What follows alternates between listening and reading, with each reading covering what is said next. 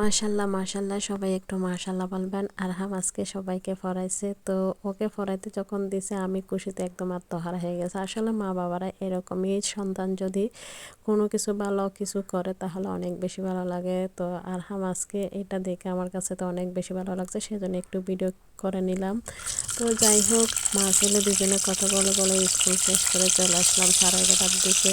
এসে আবার এখন কি রান্না করব সেটাই বুঝতে পারতেছি না, তো চিন্তা করলাম একটা ঝটপট বানিয়ে দিবি। সো হ্যালো গাইস, আসসালামু আলাইকুম। কি অবস্থা সবার? আই হোপ সবাই ভালো আছেন। আলহামদুলিল্লাহ আমিও ভালো আছি।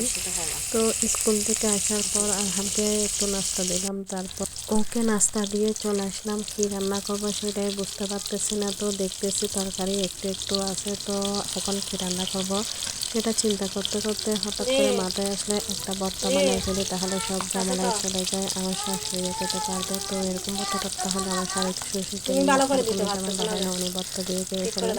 তো ওইটা চিন্তা করে আমি ভর্তাটা তাড়াহুড়া করে বানিয়ে ফেলতেছি। স্কুল থেকে আসার পর কিন্তু আর সময় থাকে না, হাতে কি রান্না করবো সেটাই বুঝতে পারি না, তো ঝটপট কিছু একটা রান্না করতে হয় আর কি। তো যাই হোক, এখানে আমি ভর্তাটা আজকে ভর্তা বানানোর সময় টমেটোগুলো দেখতেছি একদমই কাঁচা, তো এখন একদম ভালো করে পাকে নাই আর কি। তো কাঁচা টমেটো দিয়ে ভর্তা করতেছি। টমেটো ভর্তাটা এই গরমকালে অনেক বেশি খাওয়া হয়, যেহেতু এখন টমেটোর সিজন, টমেটোটা একদম পানির দামে পাওয়া যাচ্ছে।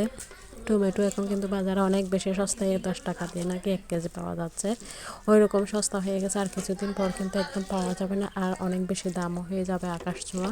তো যাই হোক, এখন সিজনে সিজনে খেয়ে ফেলতেছে আর কি। টমেটো ভর্তাটা কিন্তু একদম পুরো করে বানাইলে আমার কাছে অনেক ভালো লাগে। আজকে টমেটোগুলো তেমন একটা সুবিধার ছিল না বলতে এগুলো শক্ত শক্ত ছিল, একদম কাঁচা ছিল। তারপরও খেতে খুব বেশি ক্রেভিং হচ্ছিল, সেই জন্য কাঁচা টমেটো দিয়ে ভর্তাটা বানিয়ে নিলাম। তো তেমন একটা জালও দিতে পারি না, জাল দিলে আমার শাশুড়ি নাকি খেতে পারে না, তো এটা বানিয়ে নিলাম, এখানে শেষ করছি।